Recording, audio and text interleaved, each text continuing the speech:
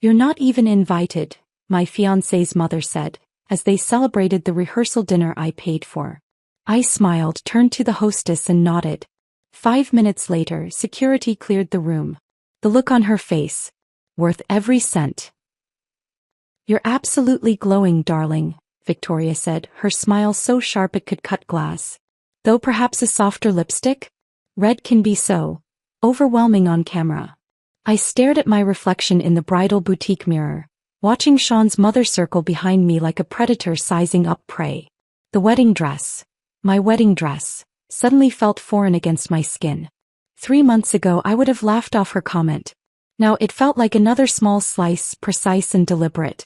"Mom, she looks beautiful," Sean said quietly from the corner chair, but his voice lacked conviction. He was scrolling through his phone, barely looking up. This wasn't how I'd imagined dress shopping would go. Before we continue with Paige's incredible journey of reclaiming her power, I want to thank you for being here. If you believe women deserve to be heard in their own relationships, please consider subscribing. It's free and helps us reach more women who need this story. Now let's see how this unfolds. When Sean first proposed 6 months earlier, everything felt magical. We'd met at a coffee shop downtown. Such a cliché story that we used to laugh about it. He was reading Hemingway, I was grading papers from my literature students. Our conversation flowed effortlessly, moving from books to travel to dreams we'd never shared with strangers before. He had this way of listening, really listening, that made me feel seen. "You're going to change my life," he'd whispered during our third date, brushing snow from my hair outside the movie theater. He wasn't wrong. He just didn't mention his mother would be the one doing the changing. The proposal itself was perfect. Candlelit dinner at the restaurant where we'd had our first official date. Ring hidden in my favorite dessert. I cried happy tears, called my best friend Michelle immediately, started dreaming about our future together. Sean seemed genuinely excited, talking about honeymoon destinations and how he couldn't wait to introduce me to his extended family. "My mom's going to adore you," he'd said, squeezing my hand. "She's been waiting for me to find someone special." The first meeting went smoothly enough. Victoria Hudson was everything Sean had described. Elegant, articulate, well-connected in their small city's social circles. She owned a successful interior design business and had what she called refined tastes. Her home looked like it belonged in Architectural Digest, all cream colors and expensive art pieces that probably cost more than my annual salary. "Paige teaches high school English," Sean had announced proudly during dinner. "She's incredible with her students." "How noble," Victoria had replied, her pause lasting just long enough to feel deliberate. "Public service is so important. Though I imagine the pay must be challenging." Sean laughed it off. I should have paid attention to how quickly he changed the subject. The suggestions started small. Victoria would text me articles about wedding trends, always with messages like, "Just thought you might find this interesting," or, "Not that you asked, but..." She'd forward me contact information for vendors she knew, claiming they offered family discounts that were too good to pass up. When I mentioned wanting a garden ceremony, she sent me photos of indoor venues. "Weather can be so unpredictable, dear. Wouldn't want your special day ruined by rain." When I showed her my dress choice, a simple, elegant A-line with delicate lace sleeves, she pursed her lips thoughtfully. "It's lovely, of course. Very understated. I just wonder if it photographs well. The cameras can be so unforgiving." Each comment came wrapped in concern, delivered with that practiced smile that never quite reached her eyes. He'd nod along, offering weak agreements that felt more like appeasement than support. "She's just excited," he'd say whenever I brought up my growing discomfort. "She means well." That phrase became his standard response to everything. Victoria questioning my choice of bridesmaids? "She means well." Her insisting we use her florist instead of the one I'd already booked? "She means well." Her suggesting we move the reception to a country club that cost twice as much as our original venue? "She means well, Paige. She just wants everything to be perfect." Perfect for whom, I wanted to ask. But I bit my tongue, smiled, and tried to convince myself this was normal mother-in-law territory. Adjustments. Compromises. Part of joining a family. The breaking point came during our first official wedding planning meeting. I'd spent weeks researching vendors, creating spreadsheets, comparing prices. Sean and I had agreed on a budget, chosen a color scheme, Even tasted cakes at 3 different bakeries. I felt proud of how organized I'd been, how much I'd accomplished. Victoria arrived 20 minutes early. By the time Sean and I walked into the wedding planner's office, she was already seated at the conference table, my carefully prepared folder open in front of her, my notes spread across the mahogany surface like evidence in a trial. "I hope you don't mind," she said, not sounding sorry at all. "I was just sharing some thoughts with Jennifer here about the timeline." Jennifer, the wedding planner, looked uncomfortable. Mrs. Hudson was just mentioning some concerns about the vendor selections. Concerns. I felt heat rise in my cheeks. "Nothing major, darling," Victoria waved her hand dismissively. "Just that some of these choices seem a bit amateur. For instance, this photographer you selected, I've never heard of him. And the caterer you're considering? Well, let's just say their presentation lacks sophistication." She'd crossed out 3 of my vendor choices with red ink. Red ink? On my planning documents. Sean shifted beside me but said nothing. Just sat down and let his mother continue dismantling months of my careful work. "I've taken the liberty of reaching out to some vendors I know personally," Victoria continued. "Much more experienced. Better suited for the Hudson family standards." The Hudson family standards. As if I wasn't about to become part of that family. As if my last name would somehow remain secondary forever. "We discussed this budget already," I said, trying to keep my voice steady. "These vendors fit within our range." "Oh, money." Victoria laughed, a sound like wind chimes in a storm. "Sean, didn't you mention your father and I wanted to contribute more significantly to the wedding expenses? Consider it our gift." This was news to me. Sean's face reddened slightly, but he nodded along. We talked about it briefly. No, we hadn't. We'd specifically discussed keeping costs reasonable, splitting expenses between both families fairly. Now I was learning about private conversations, secret decisions made without me. The rest of the meeting blurred together. Victoria's voice dominated the room while Jennifer frantically took notes, crossing out my preferences and replacing them with alternatives that cost significantly more. Sean occasionally offered weak protests. "Maybe we should think about it," or "Paige might prefer." But he never actually disagreed with his mother. By the end of the hour, our modest garden party had transformed into an elaborate country club affair with upgraded everything. The budget had nearly doubled. My vision had disappeared entirely. "Isn't this exciting?" Victoria beamed as we gathered our things. "It's going to be absolutely stunning." Walking to the parking lot afterward, I waited for Sean to say something. Anything. An apology, an explanation, some acknowledgement that what had just happened felt wrong. Instead, he unlocked his car door and said, "Well, that went better than expected."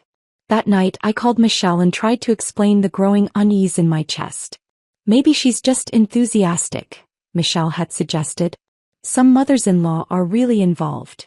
But this felt different. More invasive. Like I was being systematically erased from my own wedding, replaced with Victoria's vision of what a proper Hudson family celebration should look like.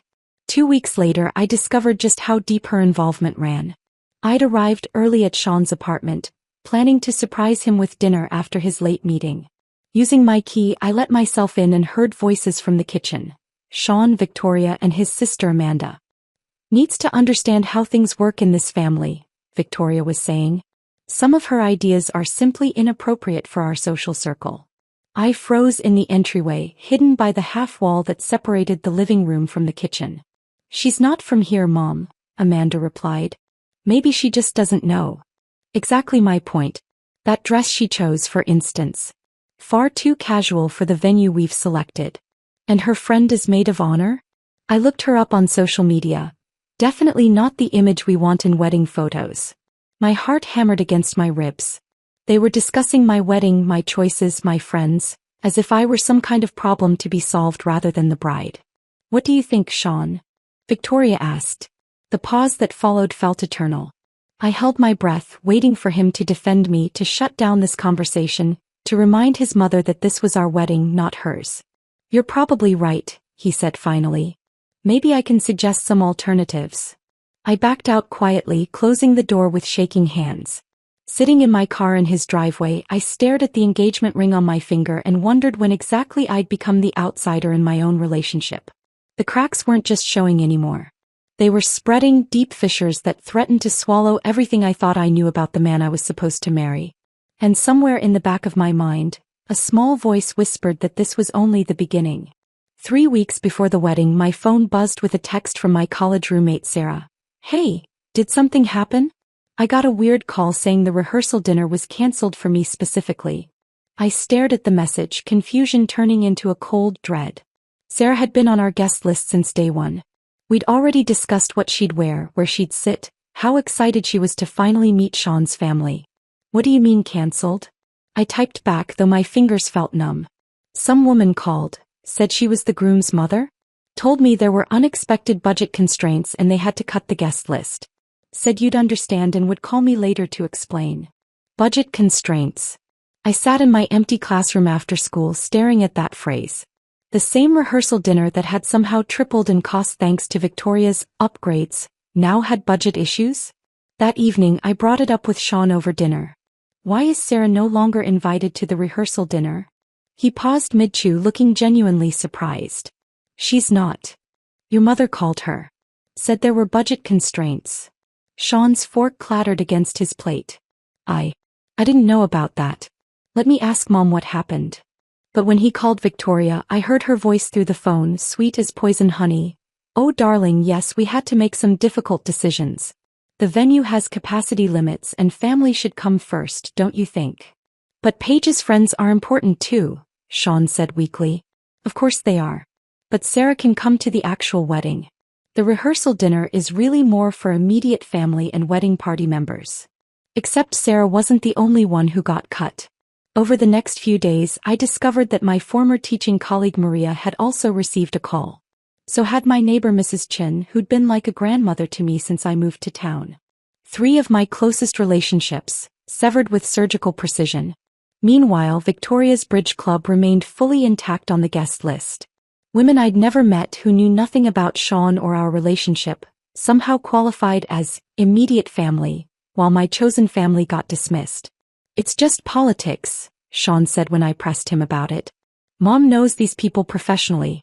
It's complicated." Everything was always complicated when it came to his mother. Nothing was ever simple, straightforward, or fair.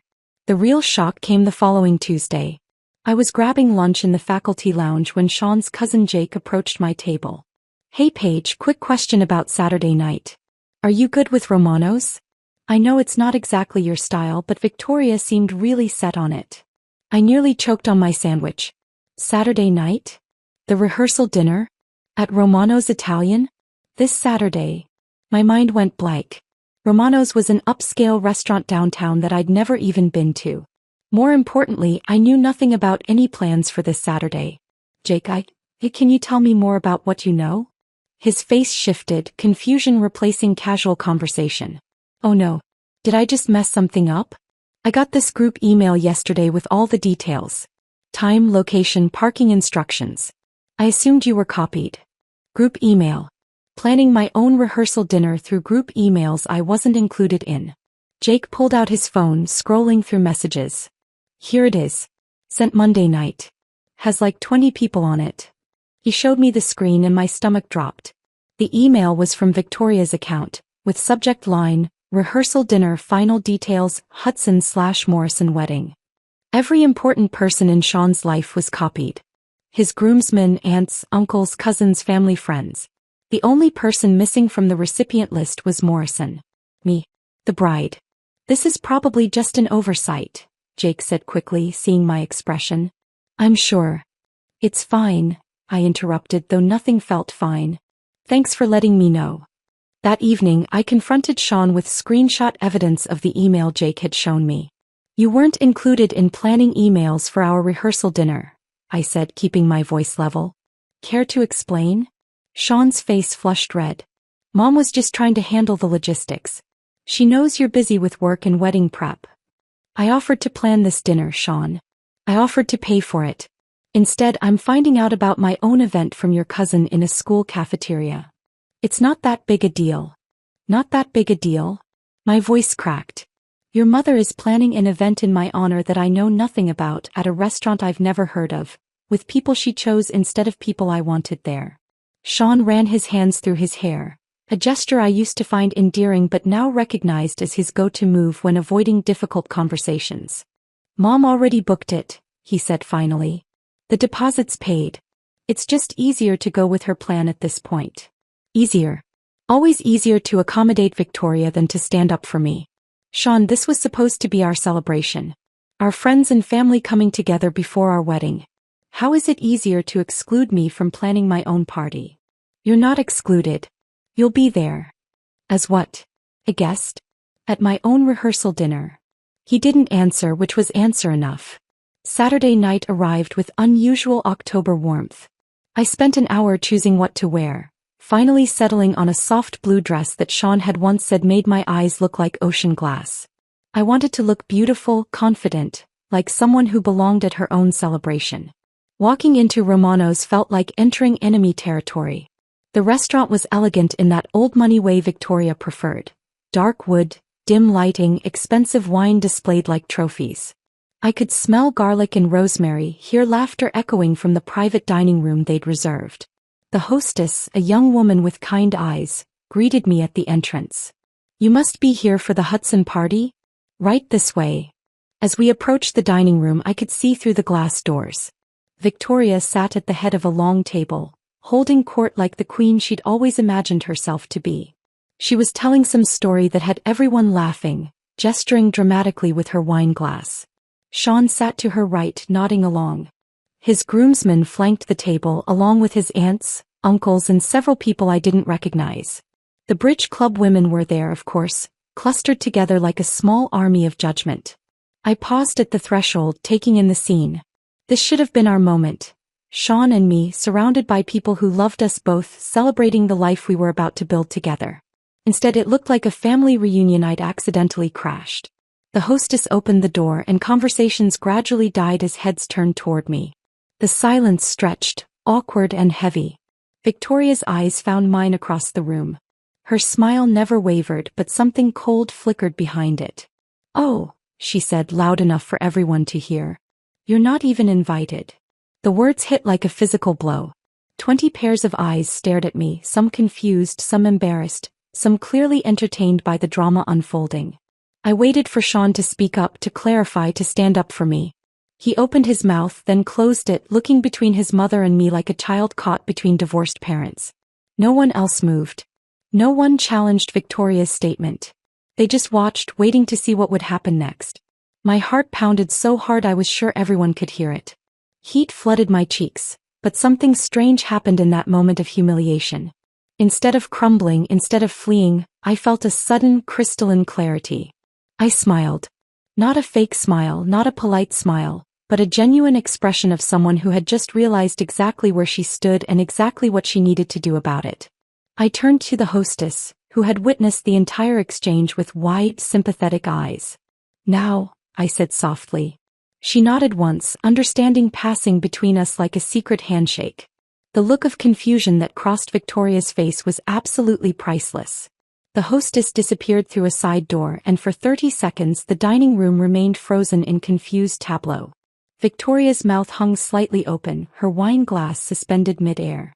Sean's face cycled through expressions: bewilderment, embarrassment, something that might have been panic. Then the manager appeared. He was a distinguished man in his 50s, wearing the kind of perfectly tailored suit that suggested Romano's took customer service very seriously. Behind him walked 2 security officers in dark blazers, their presence professional but unmistakably firm.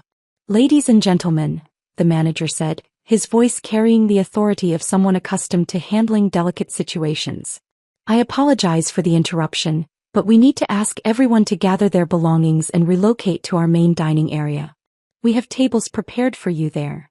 Victoria's confusion transformed into indignation. "Excuse me? We have a reservation. A private room reservation that was confirmed yesterday." The manager's smile remained diplomatically neutral. "I understand your concern, ma'am. However, the person who holds the contract for this space has requested its immediate availability." "Contract?" Victoria's voice pitched higher. "What contract? I made this reservation myself." "Actually," the manager said, consulting his tablet, "the room was reserved and paid for by Ms. Paige Morrison 3 weeks ago." All deposits, service fees and gratuities were handled by her at that time. The silence that followed was exquisite. Victoria's face went through several shades of red before settling on a pale, splotchy pink that clashed terribly with her emerald dress. "That's impossible," she sputtered. "I spoke with Jennifer about the arrangements. I chose the menu, the seating, everything." "Jennifer was acting as a liaison," the manager explained patiently. "But the financial arrangements were made directly with Ms. Morrison. She specifically requested that only she could authorize changes to the reservation or dismiss the party early. I had indeed called ahead. 3 weeks ago, the same day I discovered I'd been excluded from the planning emails.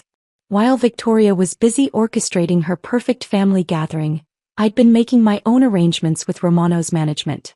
The conversation with the restaurant had been surprisingly straightforward. "I'm paying for a private dining room," I'd explained to the manager. "But there may be some family drama on the night. I need assurance that if things go badly I can clear the room immediately." "Certainly, Ms. Morrison. Would you like us to prepare alternative seating in our main restaurant?" "Please. And if this happens I'd like to continue my evening alone in the private room. Can that be arranged?" "Of course. We'll have staff standing by." Now, watching Victoria's carefully constructed evening crumble, I felt a satisfaction deeper than I'd expected. This wasn't just about embarrassing her, though that was certainly a bonus. This was about reclaiming something that belonged to me. Sean finally found his voice. "Paige, what's going on? Can we just talk about this?" But he wasn't talking to me. He was looking at his mother, waiting for her to provide direction, to fix whatever had gone wrong. Even now, even in this moment of complete chaos, his first instinct was to defer to Victoria. "The lady asked you to leave," one of the security officers said politely but firmly. "We have tables ready in the main dining room, and your drinks will be transferred at no charge." Victoria stood slowly, her movements sharp with barely controlled fury. "This is ridiculous. Absolutely ridiculous. Sean, do something." Sean opened his mouth, then closed it again, his eyes darting between his mother, the security officers and me. In that hesitation I saw our entire relationship laid bare. When forced to choose between his mother's comfort and my dignity, he chose silence. The exodus began awkwardly. Sean's groomsmen muttered among themselves, gathering jackets and purses with the efficient embarrassment of people accustomed to family drama. The bridge club women whispered frantically, their eyes bright with scandal they couldn't wait to share. Sean's Aunt Margaret paused as she passed my chair. Without saying a word she mouthed, "I'm sorry," and squeezed my shoulder gently. Her husband, Uncle Robert, nodded at me with what looked like approval. Jake, Sean's cousin who had accidentally revealed the planning emails, stopped at the door. "For what it's worth," he said loud enough for others to hear, "this whole thing was messed up from the start. You deserved better." Victoria whirled around. "Jake, that's quite enough." "No, Aunt Victoria. It's not enough. This woman was supposed to be family, and you treated her like an intruder at her own party. How dare you?" "Come on, Jake," his wife Lisa said, taking his arm. But she looked back at me with sympathy. "Good luck, Paige." Not everyone was supportive. Sean's sister Amanda shot me a look of pure venom as she gathered her purse. "This is so dramatic," she hissed to her husband. "Like something out of a soap opera." Her husband, normally quiet, surprised me by responding, "Maybe. But dramatic doesn't make it wrong." One of the bridge club women, Dolores I think, actually smirked as she passed. "Well," she said to her companion, "I suppose we know what kind of marriage this is going to be." "Actually," I said, speaking for the first time since my single word to the hostess, "you really don't." She paused, eyebrows raised. "Excuse me. You don't know what kind of marriage this is going to be. But you're about to find out." The threat in my voice surprised even me. Dolores hurried past without another word. Victoria was the last to leave, naturally. She stood at the threshold of the private dining room, her perfect posture rigid with humiliation and rage. "This isn't over," she said, her voice low and dangerous. "You're absolutely right," I replied, meeting her gaze steadily. "It isn't." Sean lingered after his mother left, his face a mess of confusion and hurt. "Paige, I don't understand. Why would you do this? We could have talked." "We did talk, Sean. We talked when you let your mother exclude my friends. We talked when you let her plan my rehearsal dinner without me. We talked when you sat there and said nothing while she told me I wasn't invited to my own celebration. But this is humiliating for everyone. Yes, I said simply. It is. He stared at me for a long moment, perhaps finally seeing something in my face that told him how far past the point of negotiation we'd traveled. I'll call you tomorrow, he said finally. Maybe. After he left, the silence felt profound. The hostess returned with the manager, both wearing expressions of professional concern mixed with genuine sympathy. Ms. Morrison, the manager said, your table is ready whenever you'd like to continue your evening. I looked around the private dining room, candles still flickering, flowers still fresh, the table still set for 20 people who had just been asked to leave. The space felt different now. Cleaner. Actually, I said, settling back into my chair, I think I'll stay right here. The hostess smiled, a real smile this time. Would you like us to reset for one? Please. As the staff efficiently cleared away 19 place settings, I poured myself champagne from the bottle Victoria had ordered, expensive champagne that I had paid for.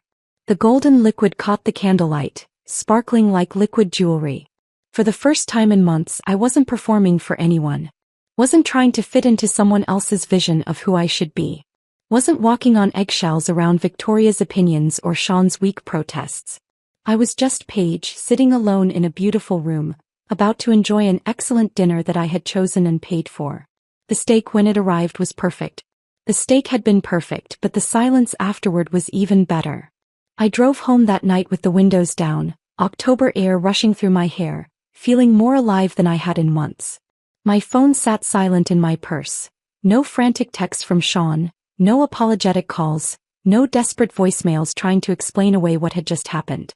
Sunday morning arrived with golden sunlight streaming through my apartment windows. I made coffee, scrambled eggs, and waited. Surely Sean would call.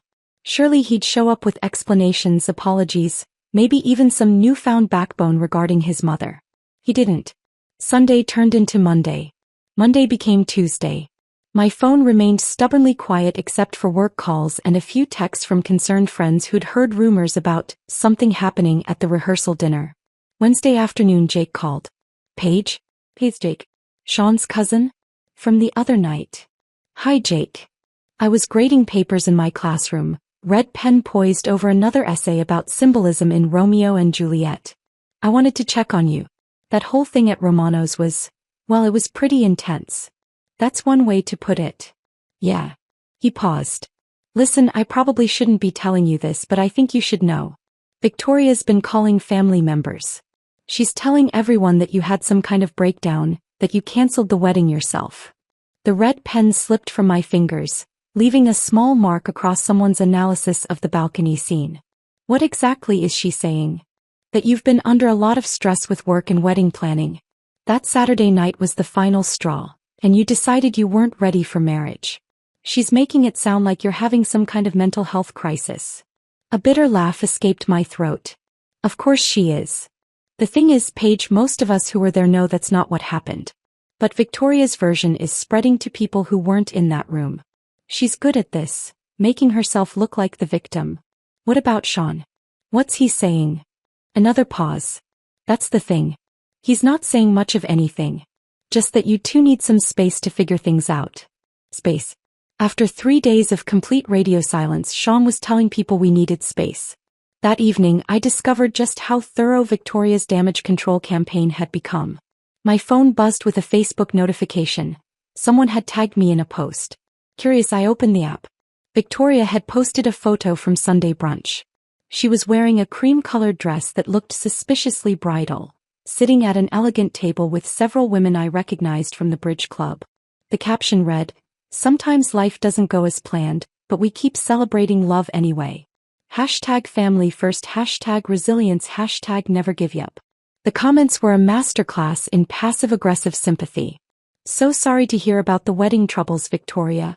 You're handling this with such grace. Praying for Sean during this difficult time. You raised such a good man. Some people just aren't ready for real commitment. Better to find out now. Not a single comment mentioned my name, but the implication was crystal clear. I was the problem. I was the one who couldn't handle commitment, who'd had a breakdown, who'd ruined everything. I screenshot the post and sent it to Michelle with a message. In case you wondered what gaslighting looks like on social media. She called immediately. What the actual hell, Paige? She's making it sound like you ran away to join a circus. I know. And apparently I'm having a mental breakdown too. You should post your own version. Tell people what really happened. No. The word came out more firmly than I'd expected. Let her play her games. I'm not going to defend myself on Facebook like we're in high school. But the social media post was just the beginning. Thursday morning, I received an email from Magnolia Gardens, our wedding venue. The subject line made my stomach drop. Cancellation confirmation Hudson/Morrison wedding. Dear Ms. Morrison, it read, we received a call yesterday from Mrs. Victoria Hudson requesting cancellation of your October 29th wedding. She indicated that you were no longer able to proceed with the event due to personal circumstances. Per the cancellation policy, we are refunding your deposit minus the administrative fee. Please let us know if you have any questions. I stared at the email, reading it 3 times before the words fully registered. Victoria had cancelled my wedding. Without my permission, without Sean's apparent knowledge, without even consulting me. My hands shook as I dialed the venue's number. Magnolia Gardens, this is Rebecca. Hi Rebecca, this is Paige Morrison. I just received an email about a wedding cancellation that I didn't authorize. Oh. Ms. Morrison, I'm so sorry. Mrs. Hudson called yesterday and said she was handling the cancellation on your behalf. She seemed very familiar with all the details and honestly she sounded so official. She had no authority to cancel anything. This is my wedding, my contract, my deposit. Oh dear. This is very awkward. She specifically said you were dealing with some personal issues and couldn't handle making the calls yourself. There was again. Personal issues. The narrative Victoria was weaving to justify her interference. Rebecca, I need you to understand something. I never asked anyone to cancel my wedding. Mrs. Hudson is my fiancé's mother, but she has no legal authority to make decisions about my contracts. Oh no. Ms. Morrison, I'm going to need to speak with my manager about this. Can I call you back within the hour? 20 minutes later, my phone rang with more bad news. The photographer had received a similar call. So had the DJ, the florist, even the bakery that was making our cake. Victoria had spent her week systematically dismantling my wedding, vendor by vendor, using my mental health crisis as justification for her authority. Each vendor told the same story. A confident woman calling, explaining that the bride was going through a difficult time and couldn't handle the stress of making cancellation calls herself. She provided just enough personal details. My name, the wedding date, specific vendor information, to sound legitimate. Some vendors, like the photographer, had asked for written confirmation. Victoria had apparently said she'd handle that once Paige was feeling better. Others, like the florist, had simply taken her word and processed the cancellation immediately. By Thursday evening, I had a growing pile of refund confirmations and cancellation notices. My wedding was being erased piece by piece and I was learning about it through automated emails. Friday evening, Sean finally appeared at my apartment door. He looked terrible.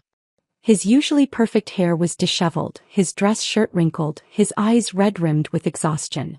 In his hands he held a bouquet of pink roses, my least favorite flowers, though he'd never bothered to learn that.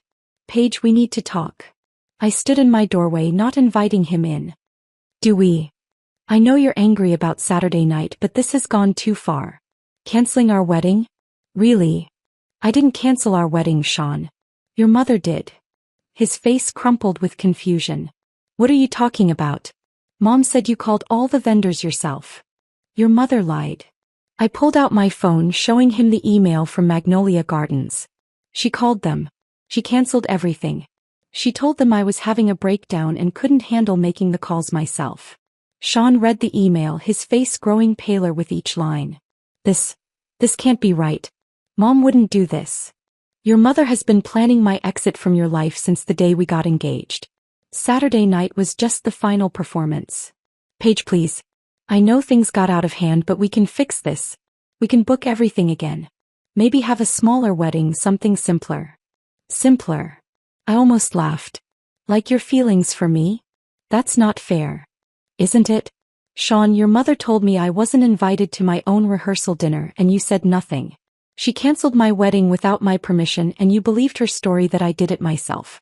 When exactly in this entire relationship have you ever chosen me over her?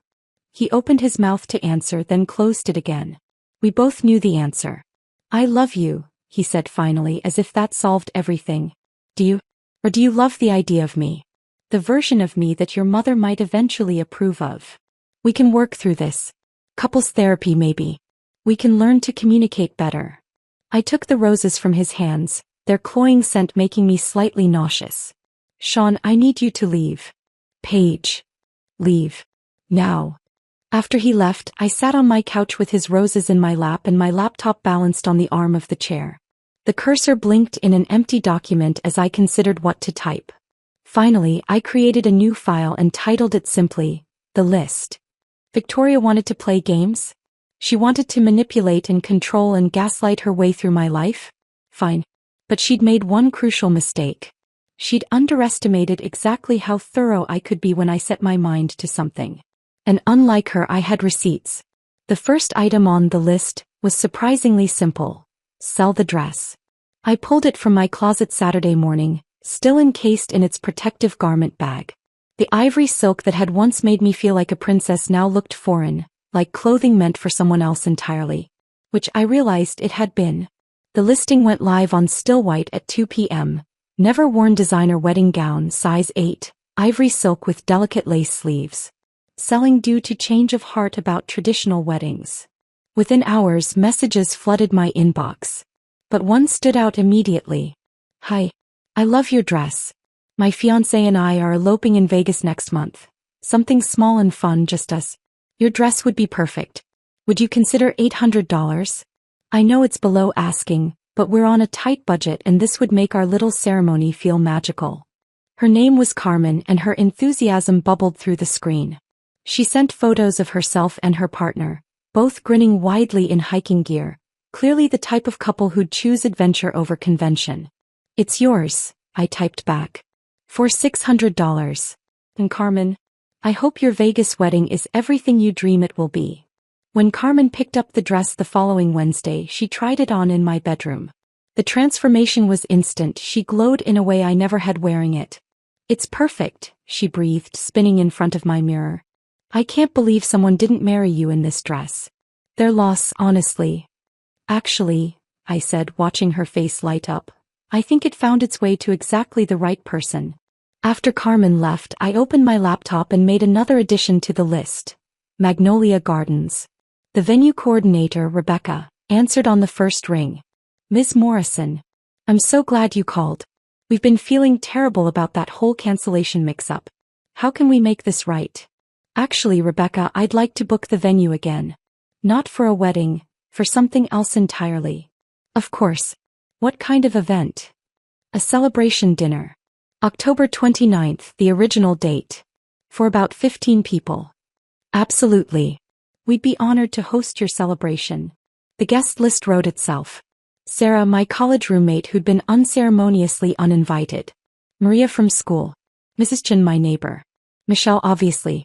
A few other close friends who'd supported me through the chaos. And surprisingly, Jennifer, the wedding planner who'd quietly slipped me her card after that disastrous first meeting, whispering, "Call me if you need an advocate."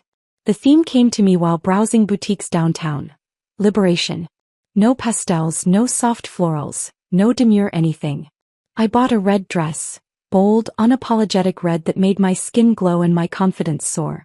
October 29th arrived crisp and clear.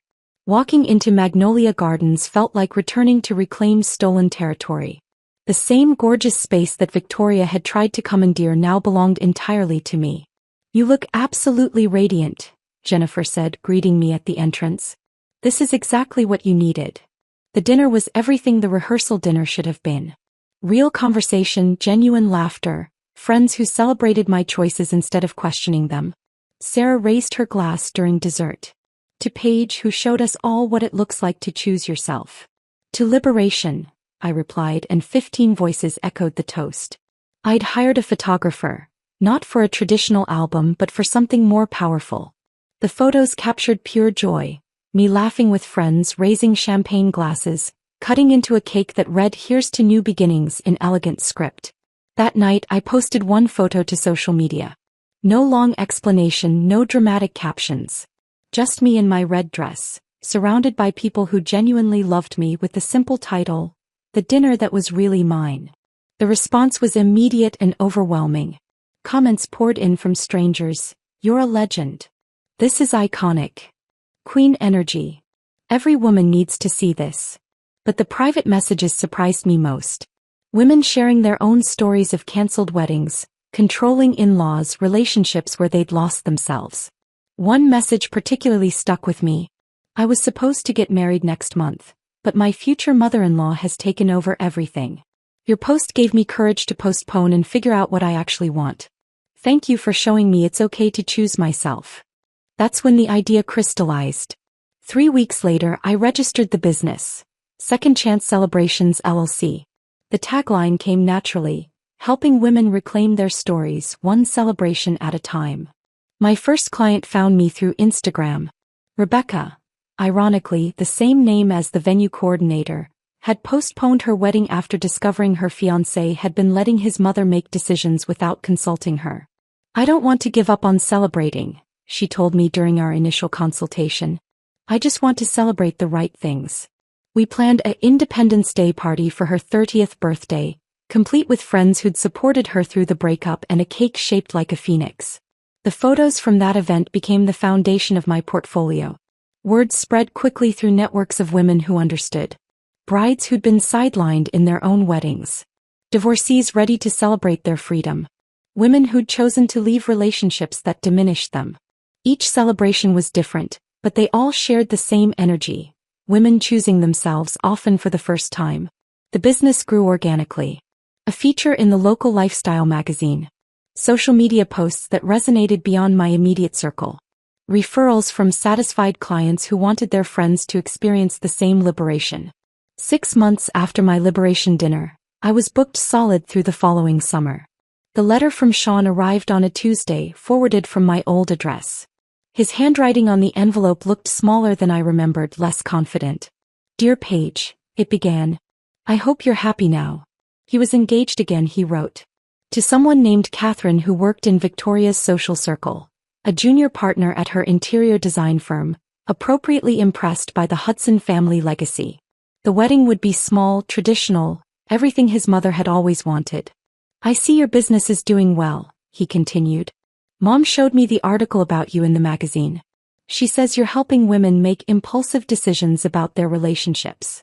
I laughed out loud at that line. Even in Sean's letter, Victoria's voice echoed. "I hope you find what you're looking for," the letter concluded.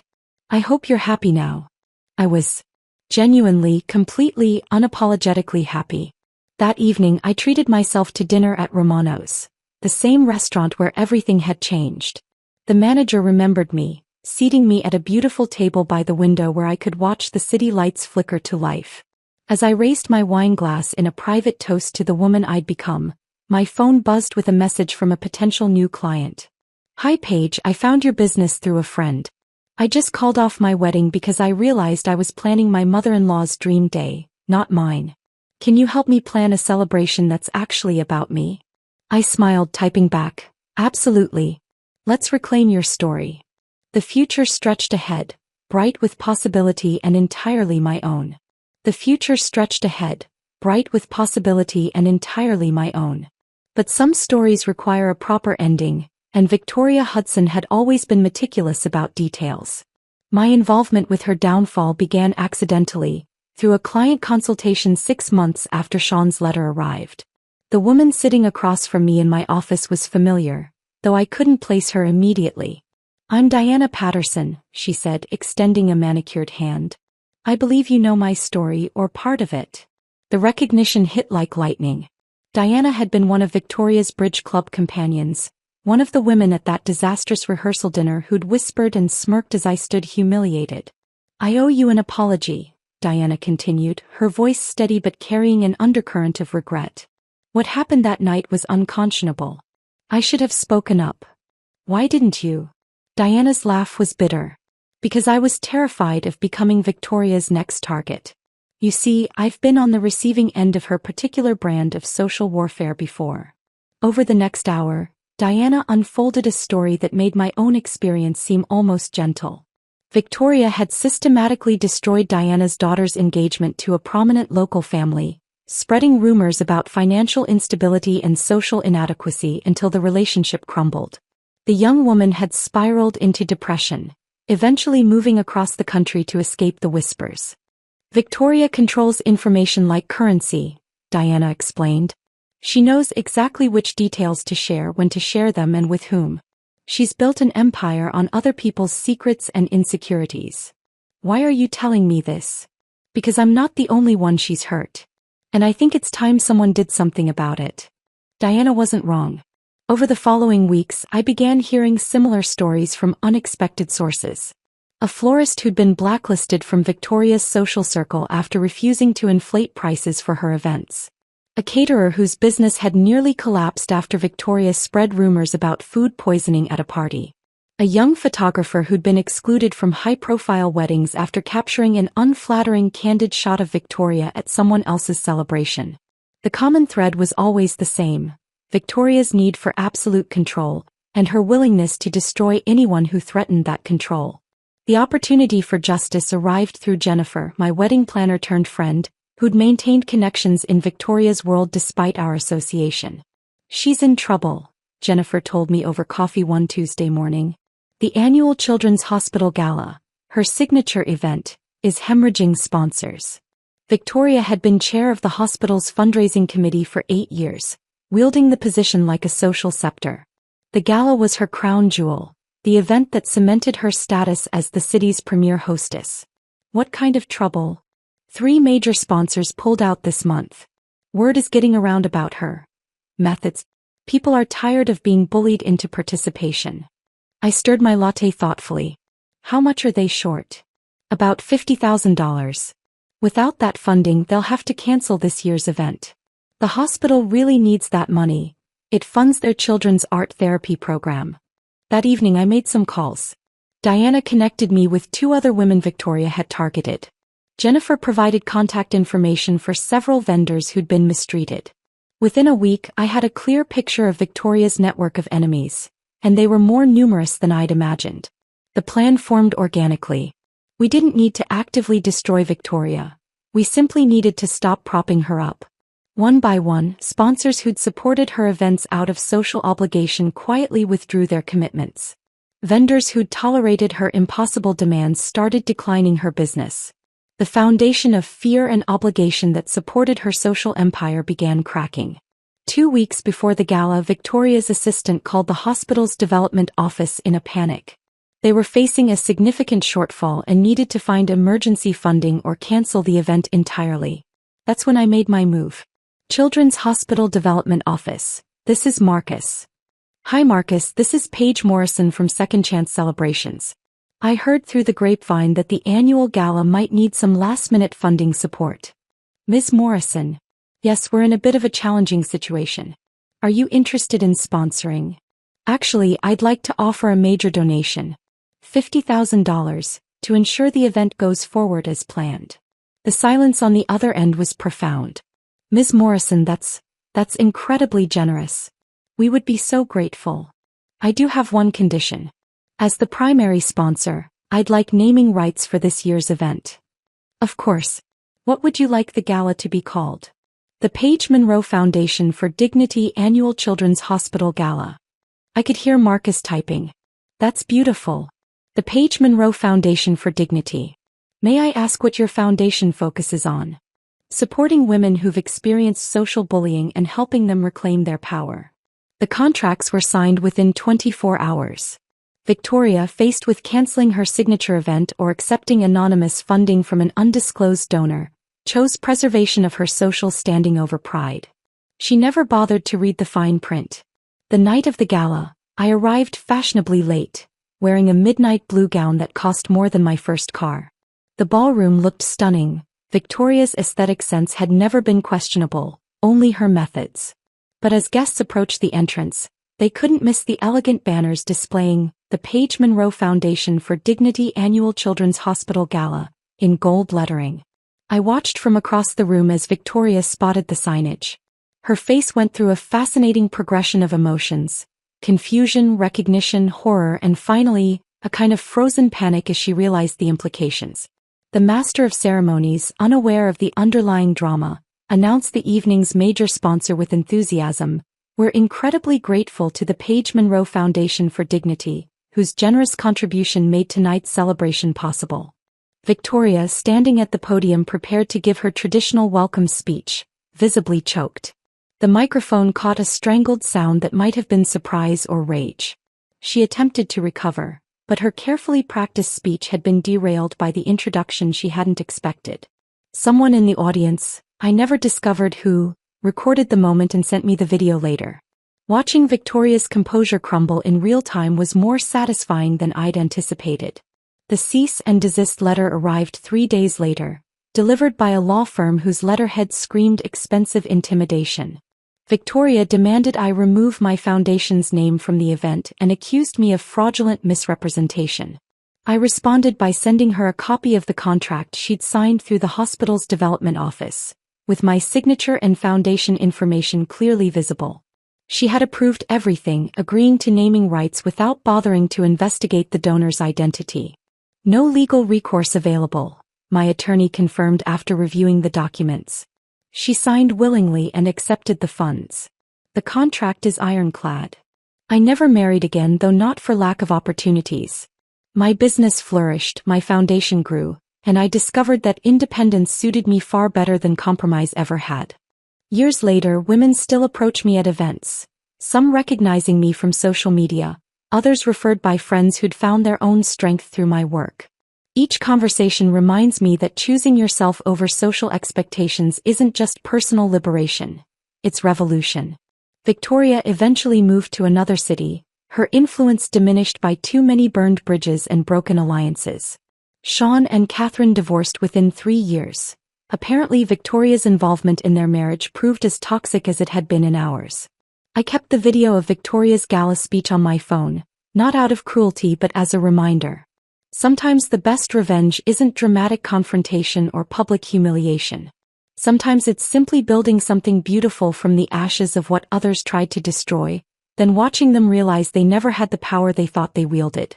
The taste of victory, I discovered, was even sweeter than perfectly prepared steak. If this story of ultimate revenge had you cheering for Paige, hit that like button right now. My favorite part was when Victoria choked on her welcome speech seeing the Paige Monroe Foundation for Dignity displayed at her own gala. What was your favorite moment? Drop it in the comments below. Don't miss more empowering stories like this. Subscribe and hit that notification bell so you never miss an upload.